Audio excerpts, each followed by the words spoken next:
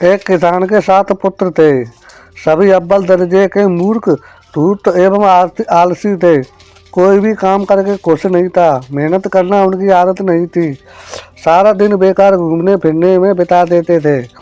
उनमें से एक भी स्कूल नहीं गया। सभी अनपढ़ रह गए। खाने को बढ़िया स्वादिष्ट भोजन, आराम करने को आरामदायक बिस्तर चाहिए था उन्हें। कठिन मेहनत के विचार करने भर से ही उनके हाथ पांव फूल जाते थे। उनका बाप बूढ़ा हो चुका था। वह अब चलने फिरने से लाचार हो गया था। वह अगर आलसी मूर्ख बेटों को काम करने को कहता तो वे सभी बाप को ही खाली खोटी सुनाकर खामोश कर देते थे। किसान अपने नालायक मूर्ख बेटों के सामने बेबस हो जाता। सभी बेटे बाप के नियंत्रण से बाहर हो चुके थे। अपने से बड़ों की नेक सलाह भी नहीं मानते थे। किसान की पत्नी मर चुकी थी।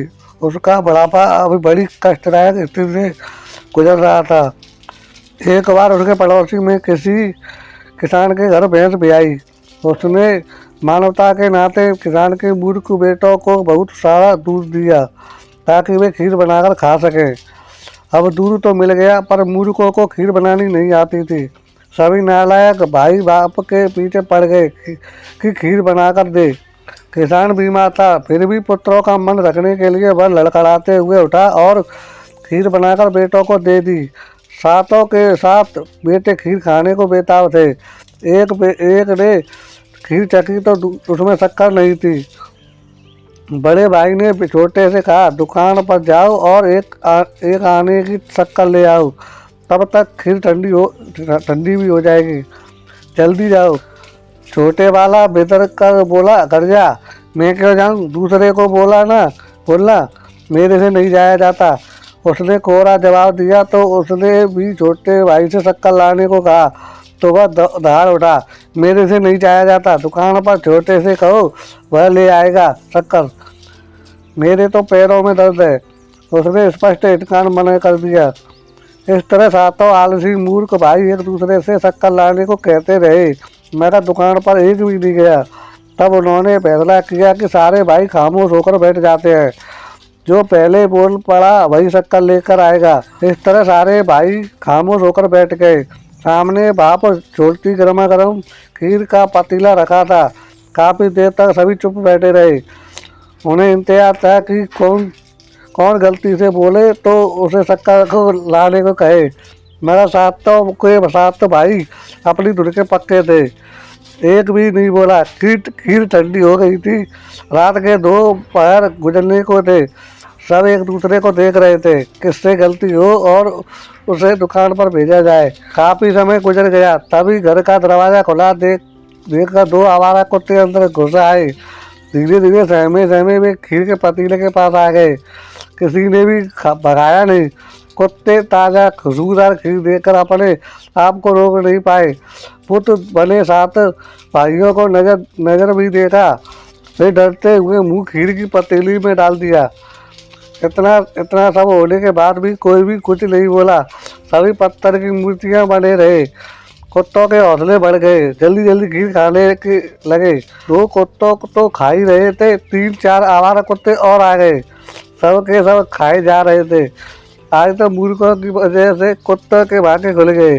भला आवारा कुत्तों को खालिश दूध की खीर कहाँ खाने को मिलती है।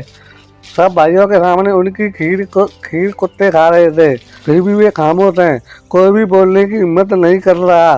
कहीं दुकान पर शक्कर लेने जाना न पड़ जाए। उनके देखते सारा पतीला खाली हो गया। कुत्तों का पेट भर गया। अब वे खिसकने लगे। उनमें से एक शरारती कुत्ता भी था। जाते जाते मूर्ख के मुंह को चाटने लगा। वह अनुमान लगाना चाहता था कि ये 7 भाई जिंदा है या पत्थर हो गए। उसने जैसे ही उसका मुंह चाटना आरंभ किया तो वह बड़ी जोर से चीखा। ऐसा करते ही सभी कुत्ते भाग गए। बड़ा मूर्ख बोला, छोटा हार गया। अब दुकान से जाकर शक्कर लाओ। बड़े भाई का कहना छोटे ने नहीं माना। उसके सामने खीर का पतीला पड़ा था और सभी को शक्कर लाने को मजबूर कर रहे थे। सातों भाइयों का विवाद सुनकर बाप जाग गया।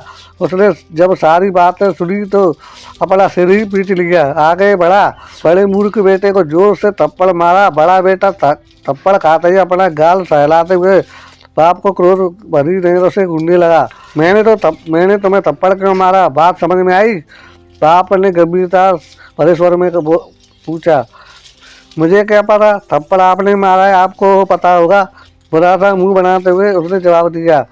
मैंने थप्पड़ इसलिए मारा क्योंकि तू सब भाइयों से बड़ा है। अगर तू आलस त्याग कर स्वयं शक्कर लेने चला जाता तो छोटे भाई तेरा एहसान मानते, तेरी इज्जत करते। खीर खीर का भला भला पतीला तुम्हारे पेट में होता। तुम सारे बड़े भाई प्रेम से मजे की नींद ले रहे होते, मगर तुम्हारी मूर्खता और आलस्य की वजह से तुम्हारा भोजन कुत्ते खा गए। तुम्हें मार पड़ी और तुम भाइयों में द्वेष, नफरत और नाराजगी के भाव पैदा हुए। ये सारा नुकसान तुम्हारा हुआ। मूर्खता और आलस्य की वजह से पिता उसे समझाता रहा।